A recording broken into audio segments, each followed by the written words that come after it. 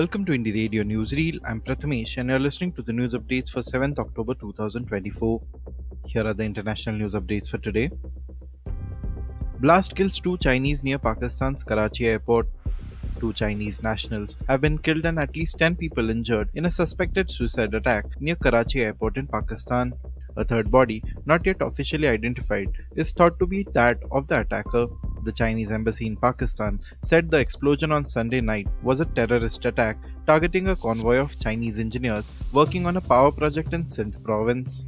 The separatist Balochistan Liberation Army or BLA, which has in recent years carried out attacks on Chinese nationals involved in development projects in Pakistan, has said it carried out the attack. Hamas and Hezbollah fire rockets at Israel on October 7 anniversary.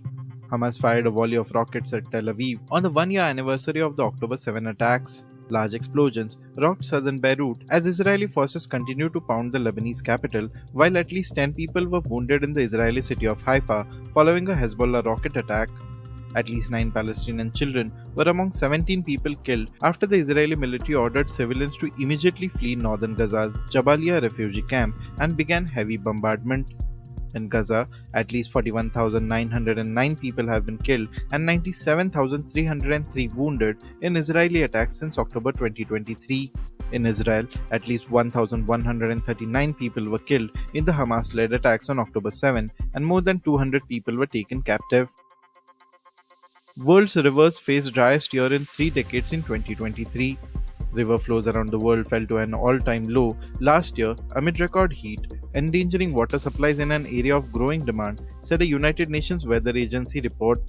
According to the State of Global Water Resources report published by the World Meteorological Organization or WMO today, there was severe stress on global water supplies with 5 consecutive years of below normal river flows and reservoir inflows. Prolonged droughts cut river flows in large parts of North, Central and South America, with the Mississippi and Amazon River basins reporting record low water levels in 2023.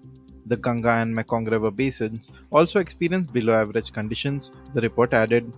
Overall, 50% of global catchment areas showed abnormal conditions, with most being in deficit and reducing water availability for agriculture and industry. Now to the national news stories. Uttarakhand panel frames UCC rules, allows digital registration of marriages and live-in relationships.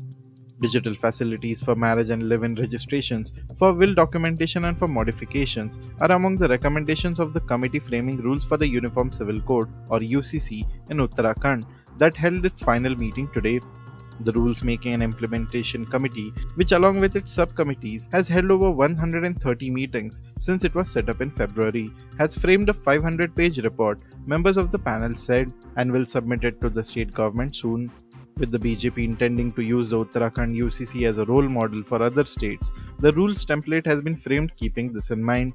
The Uttarakhand Assembly passed the UCC bill in February this year, which covers laws related to marriage, divorce, succession, and live-in relationships. MK Stalin rejects opposition's poor management charge on Chennai airshow deaths.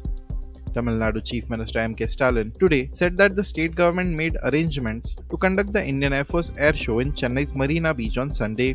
In a statement, the CM said arrangements were made to conduct the IAF air show in Chennai Marina.